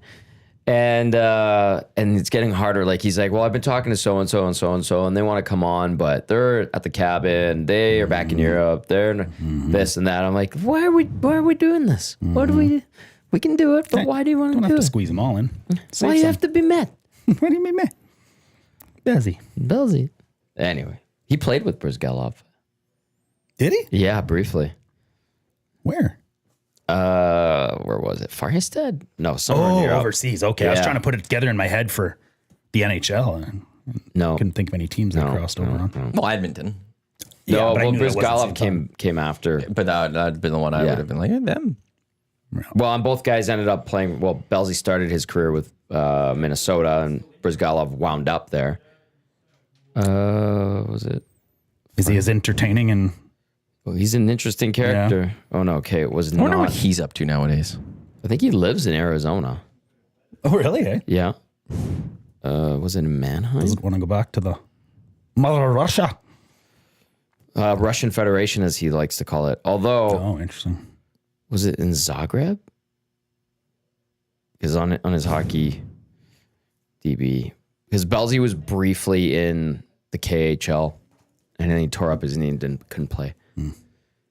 Anyway, he said he was teammates with him. I just remember Briz coming up to me on the plane one time to get like snacks because I sat right where all the snacks were. Tommy, can you pass me the Pringles? Oh, I don't think he knew my name. And he just had like a tee and he in his like baggy khakis and 80s sweaters, and he just started talking about the Russian Federation. I'm like, oh, okay. Yeah, no, I don't follow any of that. No, uh-huh. And then he would just like walk away 10 minutes later. I'm like, what the hell was that? Very friendly though. And then Love the conversation, oh, apparently. he very, very chatty. And then the other time we had a Christmas party, and my old producer, videographer, Jeff Nash, had his like 3 or 4 kids with him, and they got a locker room tour, and Briz walked into his like locker stall where they get out of their street clothes. And Jeff goes, kids, this is the goalie, Ilya Brizgalov. He's from Russia. He opens up his locker, pulls out like kilograms of frozen meat, and he goes, nice to meet you. It's Russian Federation. And then walked away. What did he do with the meat? I hope That was just a red herring for the story? or- cooked it. Yeah, it was just like, why did you have frozen Yeah. meat in your locker? Wow. Isn't that bizarre? Yeah. And not That's at not Rexall like, too, right? Yeah, it was at Rexall. So not they, just they like have a the little open, bit. the benches that, Kilograms of frozen. No, because they have an extra. They have a room where they get from their okay. street clothes to their like hockey gear, oh, okay. and then you go into the locker room where your equipment is. Oh. Yeah, News to me. yeah, and he just because you essentially had a locker, and he had just like stacks of beef or something in his locker, Wow. which is strange, but who knows? I think Joey Chestnut's about to start eating or something. Oh, here we go. Oh, here we go. I need to get this done before the lock shop so Huss could not be distracted and then could break it down for me. Okay. Iwanyk, or not Iwanyk. I'm Iwanyk. You're Iwanyk. Lieutenant Eric was like going through everything this morning on like accommodations, directions, which train line, subway to take. If you're driving, he gave you the road and the directions to get to Coney Island for the hot dog eating contest. He had the men's side and the women's side, everything laid out, the competitors. It was very thorough, and I was quite impressed. It was Iwanyk-esque in how thorough it was. Hard-hitting journalism right there. I think he just read the press conference, but he read it very entertainingly. I just don't Cajun voice? see the full appeal to this. No. Never have. Never have. Like, it just looks disgusting in Yeah, any it's- clip I've seen. Yeah. I don't know. And then dipping in the water and stuff. Like, I'm good to know just what happened. Yeah. Like, yeah. oh, he won and he ate 76 hot dogs. Awesome. Oh. Okay, good for him. Broke a personal record and And that's record it. again. Okay, that's cool. I don't need to go be like, oh, I got to go watch the replay of this one. So Yeah. those that love it, I appreciate like, hey, you do you all that. I can't get on board fully with it, but I don't know why it's fascinating still to see who's, how he does. Who is the like Joey Chestnut's rival? Is it that? Is a Japanese guy, right? Kobayashi he was Joey Chestnut before Joey Chestnut, but then he wasn't there anymore and he hasn't done it in a while. But I thought there was a Chestnut versus Kobayashi thing once and the Chestnut beat him or something. Kobayashi's been forgotten. Wow. But you're right. Like they dip the hot dog with the bun in the water. It That's just looks like gross. goop. That's gross. Yeah. How do they not hurl after that? Yeah, oh God, I'd puke. Yeah. We do have a guest now tomorrow. Oh, excellent. Confirmed. Not working on the other. Okay. Well, who's confirmed? Mark Gazzola. All right. Recent Omaha signing. No one knew he was going there. No one knew. No one knew. Absolutely no one knew. Yeah. What a surprise, Mark. Yeah. Looking forward to talking with him. he's a great guest. It'll be after Ninja's playoff game the night before. Don't know what that is, but okay. Organized cardio. That's the one. Oh, yes. It just gets really competitive tonight. What gotcha. what part of the playoffs are you in? This is game 1 of the semifinal. How many games? Best of 3. And when's the other game? Like, is it all weekend? Monday. And so you guys got time off in between. Yeah. So yeah, You guys got travel day. I was going to say day. that's a long travel day from tonight to Monday, but travel so you guys day. got travel days Actually, and all that. I think we're both at home for both, so it's just an extra rest day. You know, TV deals, trying to work it out with CFL and everything. Want to play on the Sunday, so yeah, for our national coverage, it'll be on Monday. Nice. Oh, no. Interesting. What's oh no? Last year's winner, Patrick Bertoletti, Oh, right. Bertoletti. who ate 58 hot dogs. Because in under 10 Joe- it was minutes. Chestnut was Controversy. Did so you know as about and this? Huss reminded me yesterday. So Joey Chestnut signed a deal with a vegan hot dog company or something, and like that's just blasphemy, and he was kicked out of the Yeah. Nathan's hot dog eating contest. But now he's back. He's reinstated. He's back. He's reinstated. Yeah. It's just all is right in the competitive eating world for Nathan's famous hot dog, whatever today's called. Then What is the prize money? Is it like $1 million? It's a yellow belt. Yeah. But like Joey Chestnut he's a millionaire because of this, right? would have to be. The Riders brought him in a couple of years ago for a game. Yeah. Then that probably cost them 25 grand, at least, I would guess. Yeah, probably. Like, do you remember Busta Rhymes when they did like the concerts during that time? I remember when the Elks paid a significant amount of money to bring Shannon Sharp onto the field to flip a coin. Yeah, that was weird. It was 5 figures, Yep. high 5 figures, to get him to just do a coin flip. Yeah, that's weird. According to CelebrityNetWorth.com, Joey Chestnut has a net worth of $3.5 million and earns over $500,000 each year. He's doing pretty good then. Pretty damn good. That's I respect the hell out of that. I just don't need to watch it. Yeah. I'll let Huss do it, and then he could break it down for me. Which is I'm with passion probably. Remember Busta Rhymes came in? Well, there's Busta Rhymes. There's Salt and Peppa, Yeah, they had came in. Flo Rida, who was actually really good. Vanilla Ice. Yeah. He came out on like a equipment cart. I don't remember that. Who else have they had? They had Hanson. Oh, I forgot. I remember when they had Hanson, and Yes. I was just like, this is actually okay. And they had them in the Kubotas, and they drove them down to the north side of the field where the stage was, and people were into Hanson. And there was like ladies in our section fawning over Hanson as they were driving in the Kubotas. And I was like, they still look the same. Good for them. I don't know what else there was. but the There was Busta a couple Rhymes other one- ones. Busta Rhymes. He apparently flew in, hopped in the vehicle. They drove him to Commonwealth, played halftime, and I think he was wearing like an oversized like fur coat. Did his like 5 songs, got back in the vehicle, right back to the airport, in the air, gone. Hey, VR, check your emails Salt and Peppa. in the NetJet. I got to say that one to you this time because I didn't get to your emails right away. You got to check your emails now. Ludacris. Oh, maybe that was Ludacris. No, Well, think it I was don't Busta remember Rhymes that did that. Ludacris at an Elks game or Eskimos game, but maybe he was.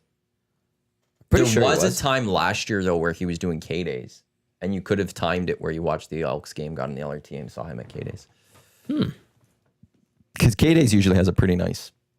They have a good musical lineup. But they got rid of that Telus stage. I was there for the Stingers game. That's gone. Remember, it was by the entrance of the Expo Center. Yeah, but that was like always like... Who's the main like hypnotist from the area? Wayne Lee. Wait, he was always there. Of course. But like the actual Very like entertaining. concert stuff, Yeah. like they've got a nice group here. Do they do Tom it? Morello's doing it this year. Oh, really? Yeah. Are they doing it down at the old racetrack? Is that where they do the concerts or no? I haven't been to K-Days in a couple years, but the last few times it was more on the north side, closer to like, was that 118th? That's no, 118th. 112. 112. Closer to 112 is on 112. the south side. Yeah, sorry, south side. 112. Okay, yeah. Closer to 112. There was a stage there. I remember seeing Whale and Wolf there. Like that's kind of where it is, I believe. I remember seeing. Oh, okay. There was, speaking of that, remember Sonic Boom? Yep. Jack White was there, and Katy Perry was at Rexall, and apparently she heard Jack White was playing, and she came over from Oh, no way. Rexall after her show and watched the end of Jack White of his performance, like off the stage. Yeah, and that was a great show. That was phenomenal. That was really neat. Sonic Boom. Did they still do it? Nope. I'm devastated. I never got to one, and I wanted to for a few years. It was and that fantastic. was a great. They had some really strong lineups for a few years. It was Really strong lineups. It was awesome. Arctic Monkeys were there Saw one year. that one. So good. That was a big concert, and I don't know what happened to it and why it kind of fell apart. But it was solid. Super expensive, I'm sure. But yeah, But, you're right. but people went. And It seemed like it was fantastic. sold. Yeah. And it was like all throughout, like you could go inside the expo center and there was concerts in there. Like it was all over the place. Yeah. Tenacious D played it one year. Okay. They were fantastic. Yeah. Jack Black. Yeah. Anyway. Bad Religion's also at this year's K-Days. I'll be refereeing some top talent wrestling. I love that you're reffing wrestling. I saw you doing that one. It was the bear event. The Havoc at the Hill. Yeah. And I was like, is that Dash as a ref in a wrestling match? It sure was. And I'm like, yeah, that's Dash. That's him. Technically, it was Matthew Slaps.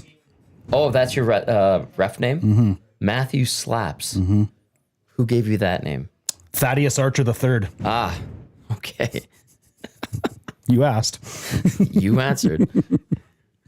Matt Slaps. What a better name for a referee. You're slapping the mat. Thank you. Thank you. Here's something. Just speaking of K-Days. So one, there's always a free day if you have a public library. I think it's July 20th this year. If you have your public library, you get a free entry into K-Days. Really? They also announced this year, they've partnered with local businesses. There's over 20 local restaurants, cafes, and ice cream shops with 40 locations across the city that have a limited edition K-Days featured product that includes 2 free general admission tickets to K-Days with a qualifying purchase. So if you go to these places and you pay for the certain item, you get 2 admissions to K-Days. Oh, okay. And there's some really cool places. Central's one, Meat's one, La Poutine's one, Donut Party, Soul Fried Chicken. Like there's all sorts of different places. It's a cool little setup that they have, I think, for K-Days this year to get. It's been a few years. I feel like I should try to get there this year. I need to see Mariana's It's been a long Trench. time, yeah. Really? I need to. Yeah. You're big into Mariana's Trench? My mom like put that into me and my sisters. I think I've seen them 3 times in concert. I haven't seen them since I was probably 9 or 10 years old. But are you going then? our friend group has talked about going, so probably. Yeah, bangers. Let's see Bangers when on this bangers is. on bangers. If you want to taste a K-Days, Sherwood Park has the Wild Rose Carnival set up at the mall this weekend. Excellent. I love those carnivals. I don't know why. They look like a Take great my kid time. every year. He loves it. Yeah. July 23rd. Yeah. No. Oh, of course you know. Like he's fully set up. Is that like emo No. Not emo Ben? Oh, well, There's an emo Ben? no, there was never an emo Ben. There was a wannabe lead singer of Mariana's Trench Ben. Oh yes, okay. Yeah. I He was dyed my an hair Arab- blue and swayed yeah. it right Yeah. to act like the singer when I was, I don't know, 7 or 8 years old. Benny Blue. There's a video of me singing songs to it on YouTube. Don't do deep digging. Please don't. Well, you said it now. It's a solid musical lineup. I'm not gonna lie. do they have? Bad Religion, Tom Morello. So like, Oh, Tom Morello. No way. yeah, like and like Rage canceled. How Like did I they're not not hear that? going, but Tom Morello's coming. Like Oh, it's a shit. great alternative to Rage. That's weird. USS, July Talk. There's Jazzy B. There's Mariana's Trench. July Talk's great. Jade Eagleson. I don't know that one. Walk Off the Earth. Ah. G-Eazy. And then 98 Degrees. What? I know. Like it's not like for that crowd. Like that's actually they always seem to have a pretty decent lineup. But yeah, that's like it's pretty good. Which day is Tom? July 19th. So I think it's a 19th. Saturday. That's going to be a busy one. Cool.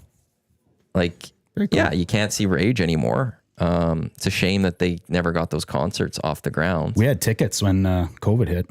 Yeah, We and then, didn't get reimbursed for like 2 years. because they got postponed like twice, I think. It was like, we'll postpone and then we'll postpone. And then eventually just, I think there was an injury to someone and then they just canceled. I didn't hear why. I was just upset. And it's a shame. It's my favorite band of all time. Oh, yeah? Yeah. Well, July 19th. Tom Morello. That's why I said the S word. Sorry about that. It's a nice not alternative Cool. at the very least. Yeah, It's the same, like I absolutely. never got Tom Petty, but I saw Fleetwood Mac and Stevie Nicks, and then Petty's guitarist Mike Campbell, I think it is. They performed the Tom Petty song. I'm like, well, I've not seen Tom Petty, but this is like pretty next good best thing. alternative. One of his best friends singing while his guitarist performing. Yeah. I did see Tom Petty his last time here. That was a phenomenal concert. 2014. Tom Morello was an audio slave too, wasn't he? Is it Audio Slave? Yeah. Yeah, with Chris Cornell. Yes. Yeah. Yeah, I thought so. My brain went Yes, he somewhere was. else instead of that for some reason. He was also touring member with Bruce Springsteen in the E Street Band at one point. Who hasn't? Yeah, Bruce Springsteen did the encore performance at Madison Square Garden with the Killers, and it was fantastic. The Killers posted on their website. 2.5 hours long. Well, they did 3 songs.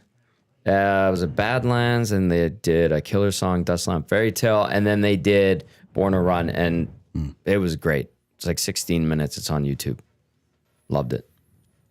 No, not many better live concerts than Bruce Springsteen. Yeah. Yeah, that guy goes for like 3 hours. Yeah. Bang for your buck is there. Oh, And the this is so it started. Big Uke, 11 hot dogs in 60 seconds. My God, Chestnut's a freaking unit. So I guess Nick in the North, Joey's an inspiration. Everyone should dunk their hot dogs in water for efficiency. Wasn't there Kids dream of being Joey Chestnut.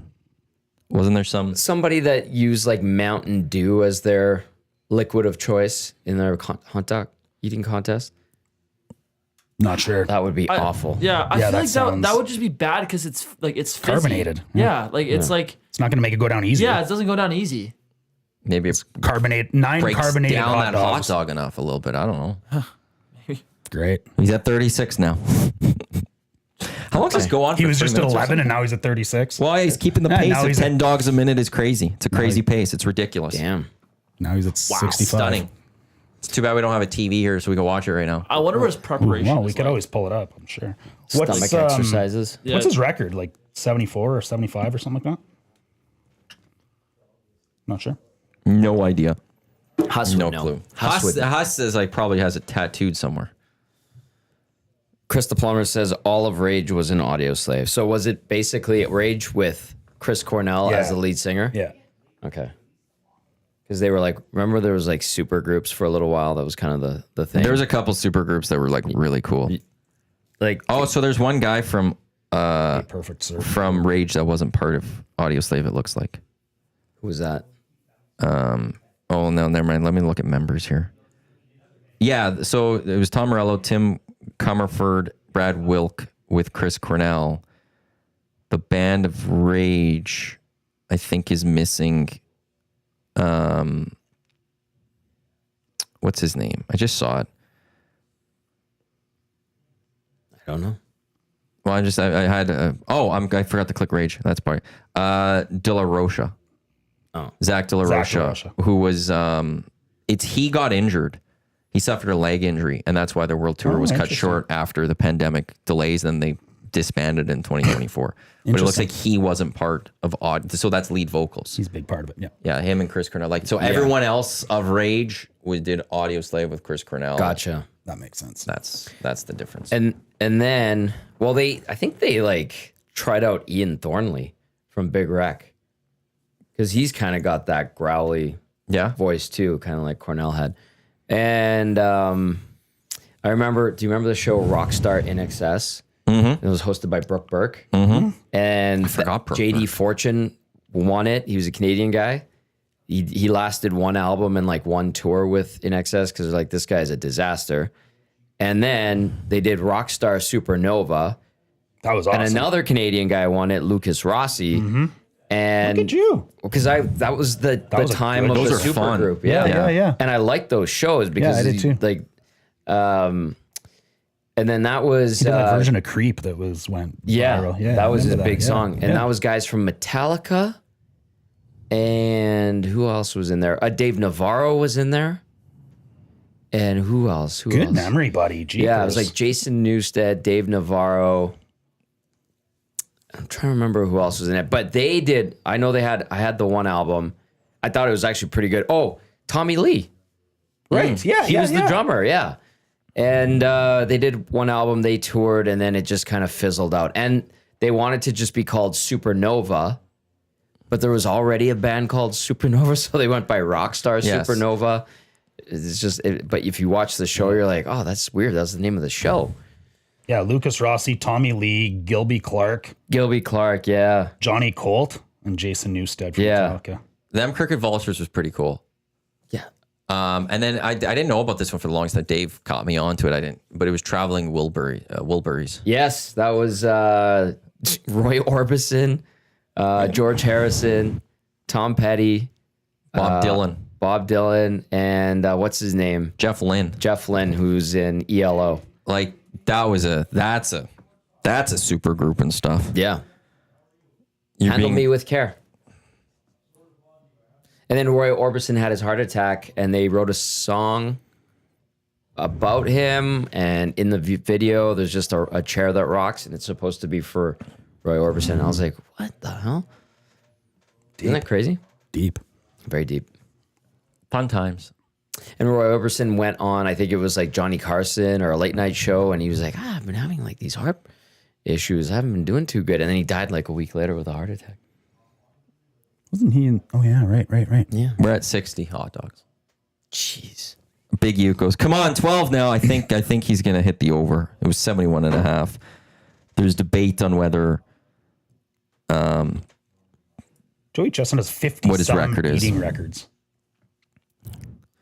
141 hard-boiled eggs in 8 minutes. I just don't know. Like, how do you dream of that one day? It's just like, 141 I want to eat as many $1 hard-boiled eggs as I can. bills.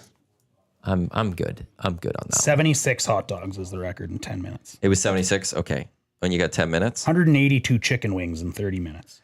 Wow. and that's gonna wrap up the hangout. I think. Coming up next, Lock Shot, myself and Huss. We've got Oil Stream, yourself and Reed Wilkins. We got EST Afternoons. We got the Reed Wilkins Show. Elks call for a bit tonight, and then we'll have Edmonton Riverhawks action coming up at 7:00. They open up a new series. Believe it's the Bells in town. And then we got Stingers action on Sunday. I think we're going to join it in progress here on EST because we got the Green and Gold kickoff show. 4:00 as the Elks will be taking on the Red Blacks at 5:00.